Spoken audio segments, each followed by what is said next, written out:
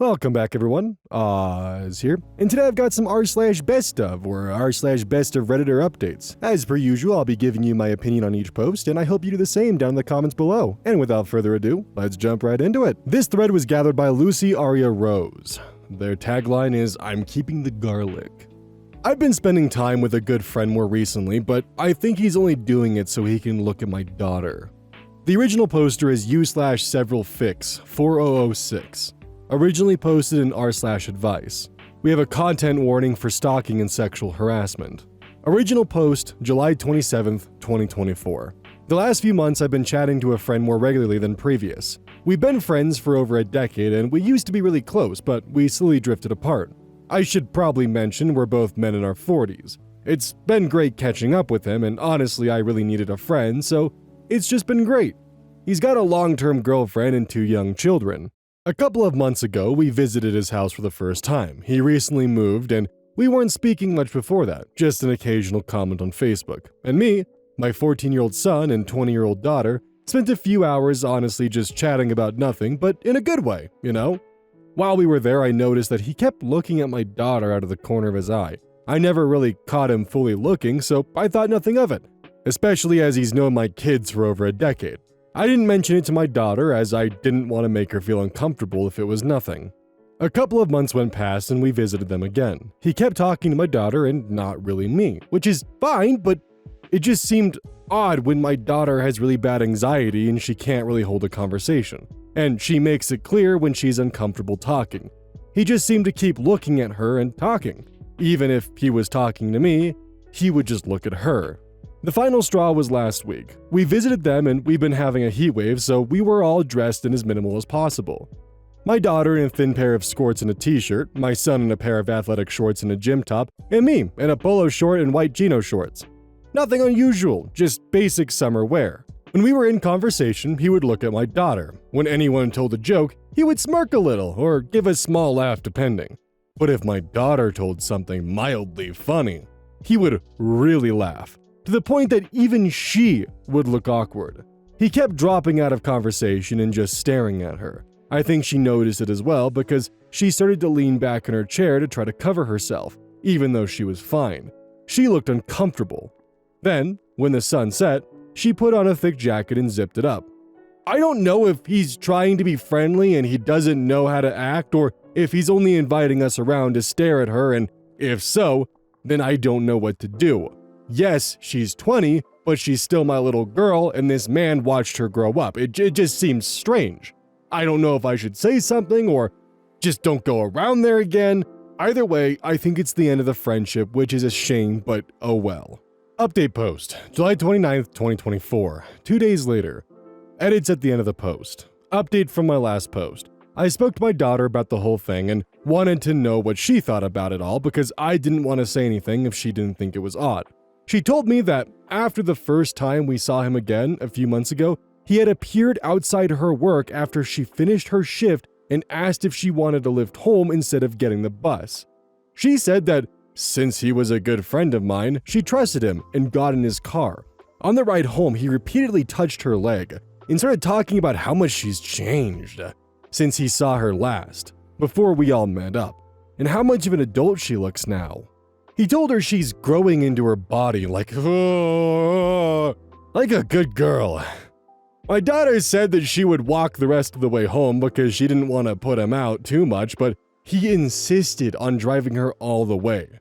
She said she kept moving away from him, but he was leaning in to touch her knees. She said that at a red light, not long before the house, he gave her his mobile number and texted himself from her phone and told her to call him if she wanted a lift or anything else. Then, when she got home, she went to leave the car, but he grabbed her arm and asked her where his hug and kiss goodbye was. Not a new thing. He gives us all hugs every time. And when she leaned in, he held her tight and whispered that she should call him. In the last few months since then, he's repeatedly been sending her explicit texts and images and waiting outside her work, asking her if she would like a lift home. Even though every time she said no, she said she didn't want to say anything because she didn't want to upset me as he was the only friend I had. I feel sick thinking about this. This is my daughter. She's 20, but she's still my little girl, and I feel like I've put her in danger. I've messaged him, asking him to stop contacting my family, and I've sent him the screenshots from her phone as reasons why. But he's messaging me, asking me why when she's an adult, and the only sleazy thing he's done is cheat on his girlfriend, as my daughter never physically said the word stop. She just ignored him. I am so angry at him and myself. Edit, I'd like to say thanks to everyone for the advice. I've been getting a lot of mom comments, and although I appreciate the sentiment very much, I am her dad. Unfortunately, her mom passed away quite a few years ago, but I really appreciate that everyone thought I was her mom. It really is the biggest compliment to me. I must be doing something right. We went and spoke to our local police, and they couldn't really help us as she had willingly got into his car. They said that as we had spoken to him already, they could keep a file open, and if it continues, then they'd be able to take action. Honestly, it seems they don't really care about it at all, which is alarming and upsetting. We sent the screenshots and an explanation to his girlfriend, and we've had some missed calls from him, but that's not our problem. We blocked him on everything and have completely removed him from every social media. My daughter has spoken to her work, and they have said that until she is able to find another job, they will ensure that at least one other member of staff will wait with her for the bus, and I'll be meeting her at the first stop in our town to take her directly home on days that I'm not working, and on days that I am, then her grandparents will be picking her up. She is safe. I also had a lot of comments suggesting I get violent with this man. Although I do appreciate that a lot of people would be choosing the other route of resolving the problem face to face, I'm not like that. I'd like to be. I'd like to say that there's no problem I couldn't solve that way, but that's simply not me. It doesn't make me a bad dad either. I found another way to solve the problem and make sure my daughter is safe and comfortable. Thank you all for your help and advice. It's nice to find some support through the internet sometimes. Relevant comments. Commenter. It's not your fault, but you need to have a sit down and talk through the socialization for women to be nice, and how to get past that mental block. This is something a lot of us go through, and it puts us in really awful situations. Help her understand that her safety is the most important thing. She doesn't have to be nice or put up with things like this. There's probably some very eloquent people who can speak on this topic on YouTube, it's not me, but I want to make sure she knows she doesn't have to take this shit for the rest of her life. Even with the anxiety and desire not to rock any boats. OP responded, I've told her many times growing up that if she doesn't feel comfortable doing something, no matter what it is, then she needs to say that. It doesn't matter if it upsets someone or offends someone. All that matters is that she is safe and comfortable. I'm hoping that she'll be like this from now on, and I just hope that she knows that I'm here for her no matter what. Also, there's an update to the post. Thank you for your comment. Someone also commented, get her a weapon. We're in the UK, so she's legally not allowed any weapons, including pepper spray. The only thing she's allowed is an alarm, which she already had anyway. We are looking into some objects which can be carried around legally or discreetly. Currently, we're looking into a keyring, which is like a long, sharpened stick, though there's not many places willing to ship them to us. I'm so very sorry to hear what you've been through, and I wish you well throughout your life. I'm happy this definitely had a better ending than the possibilities that were at hand, but it is kind of sad the daughter wasn't comfortable telling the father what was going on until after directly asked, and she kind of just had to deal with the fact that her father actively was taking him to see this man after the explicit conversations, and she just had to sit down and take it and deal with it. That sucks. Great move sending that stuff to his girlfriend. He definitely deserved what was coming towards him, because that was some really creepy and off-putting behavior. The fact that he was actively stalking her outside of her work is absolutely disgusting, and hopefully the UK police takes it a bit more seriously, because this could definitely escalate and become dangerous. Especially with the fact that he probably now blames you for the fact that he lost his girlfriend. Like, if he was already willing to, camp outside of her work and, figure out what her schedule was, there's no telling what else he might be willing to do. So, definitely the right move arranging for her transportation, and it sounds like she's also looking for a new place to work. This thread is gathered by Direct Caterpillar 77. Am I overreacting to my girlfriend's experience of assaulting homeless people in the past? Originally posted by u/SilverEffective441. Posted into Am I Overreacting? Content warning for physical assault. Posted to Reddit July 24th, 2024. So, I've been dating my girlfriend for 9 months. She just recently turned 26 and we were celebrating her birthday. At the end of the night, we were both kinda drunk and we're talking about our craziest stories from college. She said that her boyfriend at the time and a friend group of guys and girls would sometimes go out at night and mess with homeless dudes, including beating them up with bats. She also referred to them as junkies and generally dehumanizing terms about them, and she even mentioned that it was great stress relief. She can get pretty crazy sometimes and has a bit of a mean streak, honestly, but it really shocked me when she said this. I thought she was joking because she was laughing while telling the story, but as I acted skeptical, she kept affirming it was true. I just played along and kinda laughed, thinking that she was just drunk. The next day, it still bothered me subconsciously, so I asked her again about it casually, and she said, yeah, it was true. The thing that disturbed me, though, was there was no remorse. She told me this story like, ha, lol, good times, kind of story. I think if she was embarrassed about it, I would have felt different. I still tried to ignore it over the next days, but I obviously wasn't able to because I ended up researching online for information about similar crimes in that city at the time. I didn't find anything, by the way. Unfortunately, I definitely believe her at this point, though. She never does these kind of elaborate jokes of her days, plus, I can just tell she's being truthful just knowing her. Anyway, like I said, it continued to bother me, so I brought it up one more time a couple days later. This time, I was more serious, basically just straight up asking, how could she not feel bad about that? I was honestly just curious.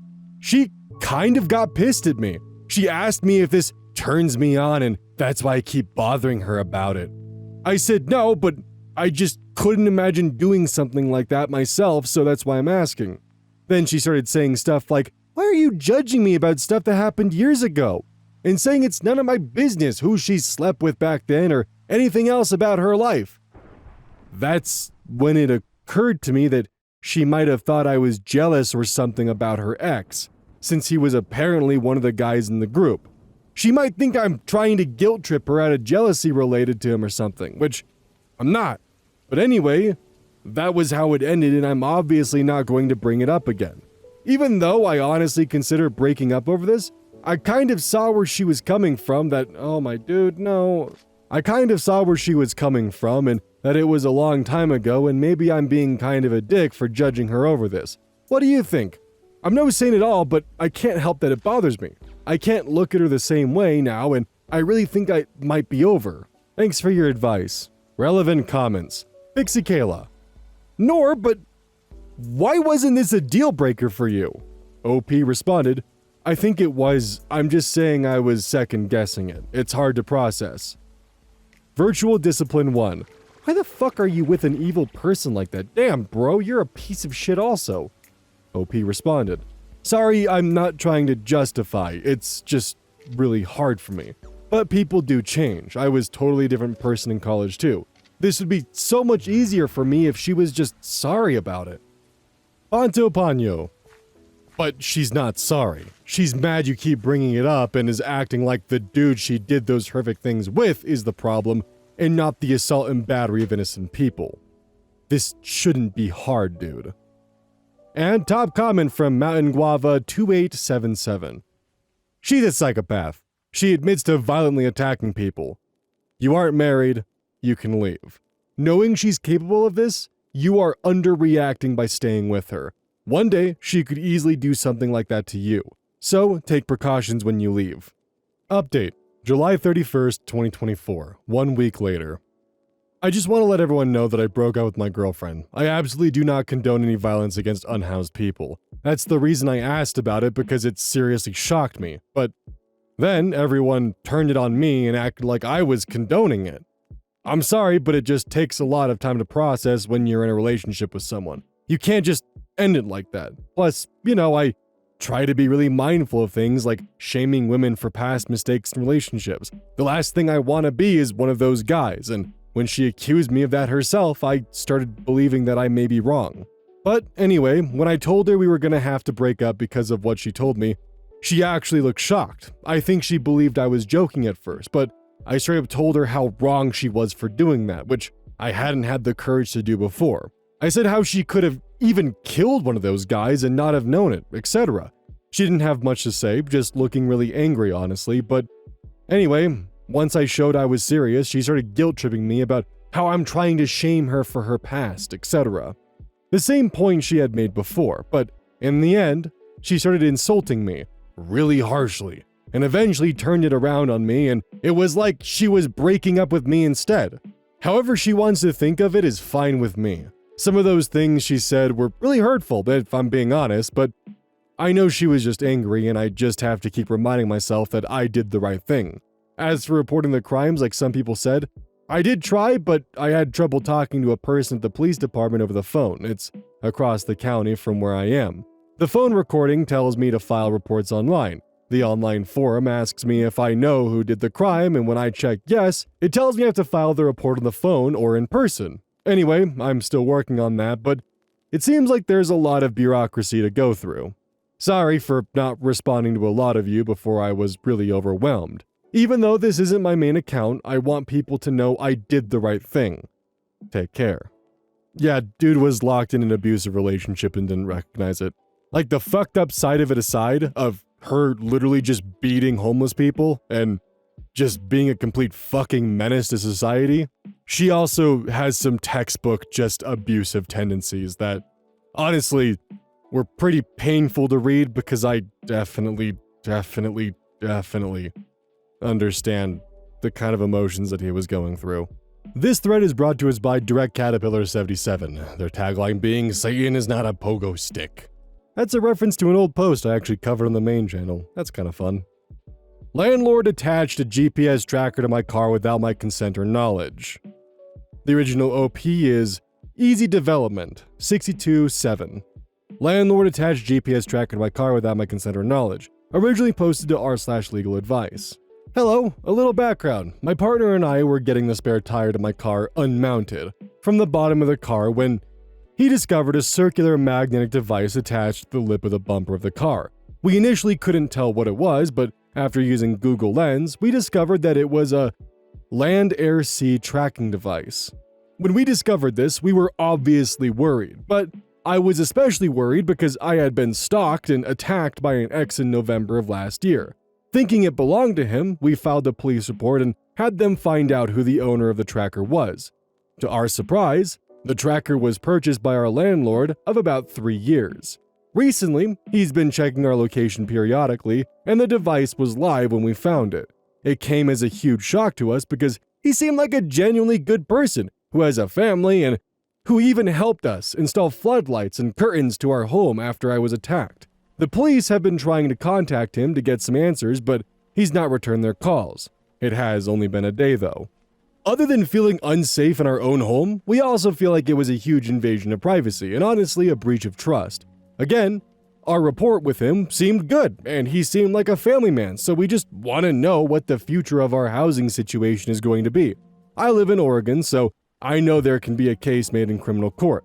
My main question is, would I be able to sue him? Sorry if this seems all over the place, but I found all of this out today and I'm still processing what is happening. Any advice would be much appreciated. Update July 27, 2024. Wow, I can't believe it's been almost a year since I posted this. A lot has happened between now and then, and I could write a novel about these updates, but writing is not my strong suit, so I apologize if this update seems relatively brief. It's a long update, but a lot of things have happened. So, as some commenter guessed, it was my ex who attacked/assaulted me in November of 2022, who attached the GPS tracker to my car. My ex, from what I remember, used Reddit a lot, so I had to wait to give these updates. Did I mention that he was an ex that I haven't talked to in over 8 years? Anyway, the way he was caught and his behavior following being caught is absolutely unhinged. I posted this the day after the cop showed me that the GPS tracker was registered under my landlord's name, but it soon became very clear that my ex had used my landlord's identity to try and cover his tracks, and he almost got away with it. He put my landlord's name and address as the information for when you register the land, air, and sea tracker. The cop showed up to my landlord's home and essentially interrogated/questioned him about the situation. Obviously, my landlord had nothing to hide, so he answered their questions, allowed them to search his wallet for any associated credit cards, and his phone for any associated numbers. He obviously came up clean, and that's when the real investigation started. The tracker was linked to a track phone that my ex must have been using as a burner phone. It also requires you to make monthly payments via credit card, but he would use a prepaid Visa that had no name or identity associated with it. He probably also paid cash for these prepaid cards. So, all of this covering up, and you know what got him? A woman's voice. Thankfully, the police officer investigating the case took every avenue to catch him, which included setting up a mini sting operation. Since the only lead was the track phone, the officer had a female colleague call the phone number to try to bait him. The call went a little something like this. Her. Hi, is this so-and-so? Him. Yeah. Who is this? Her. This is so-and-so from blank bar. We met the other night and you gave me your number. I wanted to see if you wanted to hang out sometime. Him. Oh yeah, I remember you. We should definitely meet up. And so on. The police believe that the recording of the call itself was enough evidence for probable cause, but they wanted to get him meeting her in person to really solidify the PC. They were texting back and forth for a while, but I think he eventually realized that it was too good to be true and that the GPS monitor was no longer going anywhere other than the sheriff's office. He must have put two and two together and stopped, but not all hope was lost. The cop got voice verification from me and one other person that could verify that it was his voice. He was arrested for identity theft and illegally affixing a GPS monitor to my car. Both can be considered a felony since I have a protective order against him. The process of arresting him and indicting him was no walk in the park though. They gave him the opportunity to turn himself in instead of being arrested by an officer or being picked up. Well, when he realized the trouble he was in, he checked himself into a mental hospital, which was a loophole for him to not be taken into custody, and which meant a mountain of paperwork and work for the DA's office to get charges seen before a grand jury. My experience going through the DA's office could be a whole other thread, but I'll spare you the details. The grand jury eventually indicts him on both counts and I awaited trial. That should be the end of the story, right? Wrong.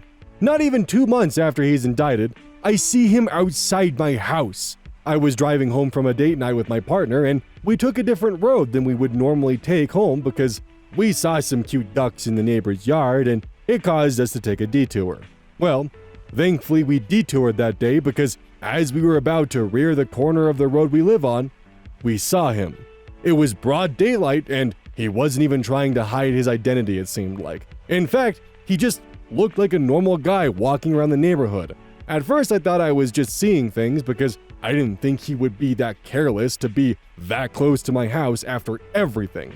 He had a no contact order against him that requires he not be within 500 feet of my home or vehicle, which he was within. As we turn the corner and I start noticing him, he notices us and immediately turns himself so his back is facing us and just kind of pauses, acting like he's looking at something, probably hoping we don't notice that it's him.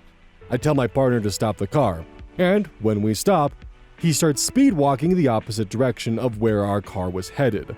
We circle back around to verify that it was him, but at that point, he had disappeared into the bushes.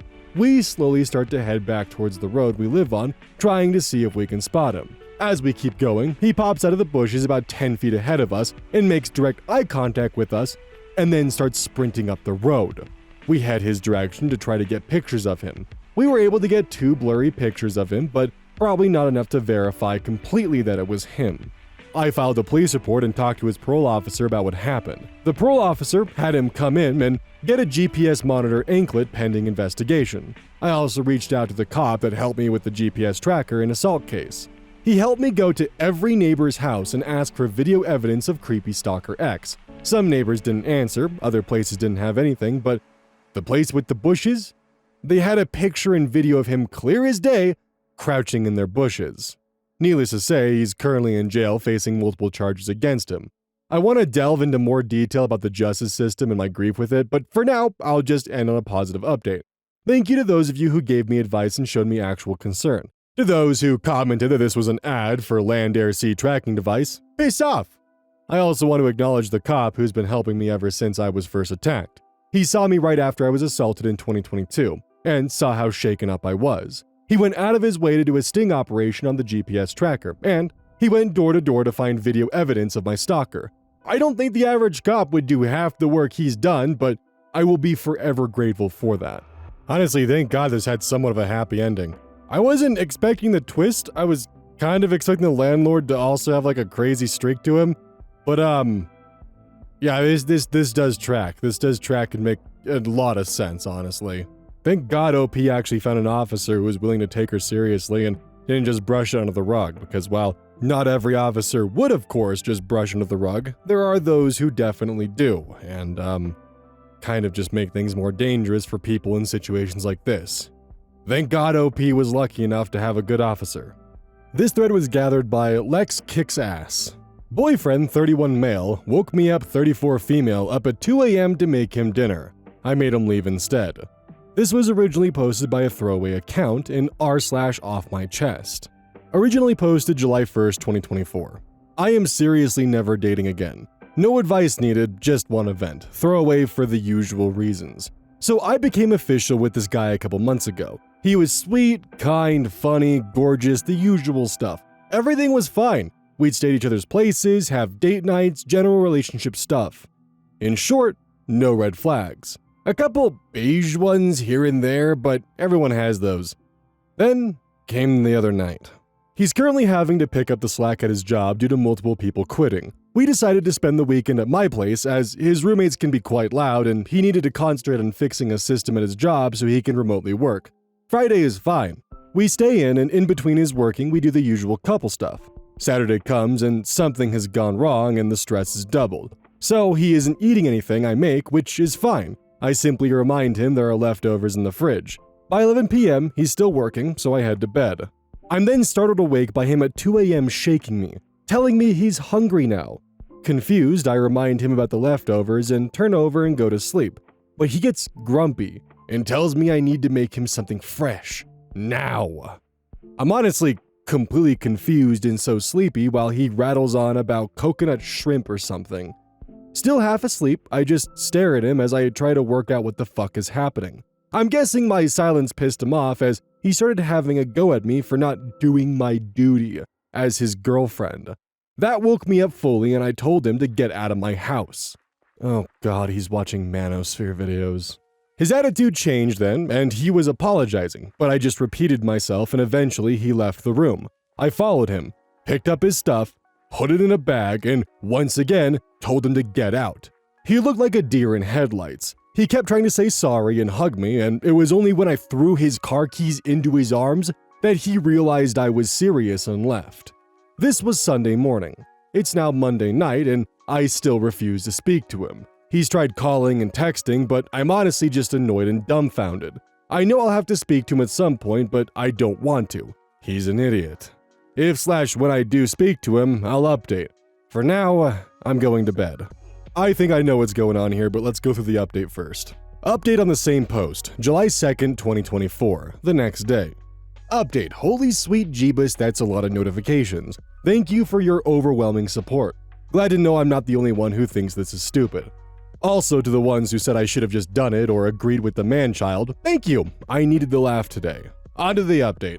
He came into my job to talk and explain that his friend saw a video of a woman being woken up to cook for her man and they decided to test it out on their partners as a loyalty test. So my initial judgment of him being an idiot was correct. He was surprised when I broke up with him, but he was calm and accepting, albeit sad. Either way, that's over with him. To answer a few concerns. Nope, no drugs, just bad judgment. No mental health concerns. Yes, he's stressed, but it's surface stress that'll be fine once his work hires some new people, I'm sure.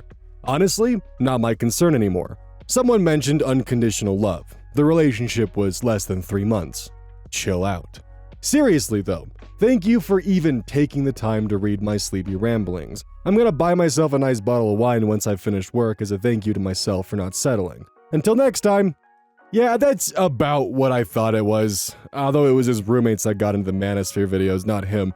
Basically, it's a bunch of challenges to test your girlfriend's loyalty, and one of the more, I guess, foul ones that comes from Andrew Tate is telling your girlfriend you either have cheated on her or will cheat on her to essentially program her to make her more loyal to you, however the fuck that's supposed to work.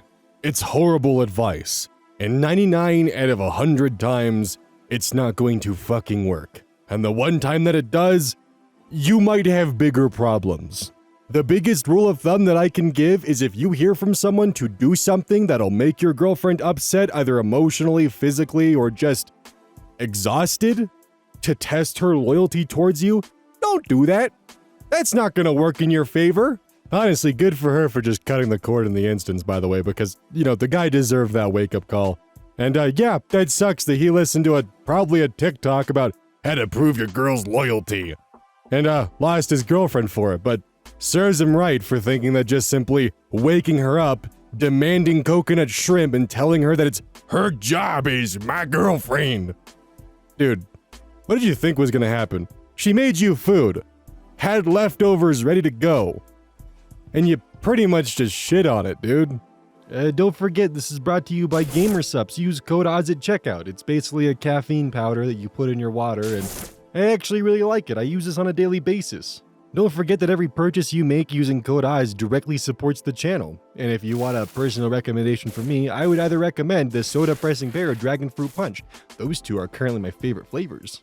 And as a note, once we sell a certain amount of stuff, I get my own flavor and my own cup, and you all know I'm gonna choose some degenerate shit that's gonna make their PR team squirm. My goal is to make them regret partnering with me. So please, use code ODDS at checkout to make my dream come true of making a PR team squirm.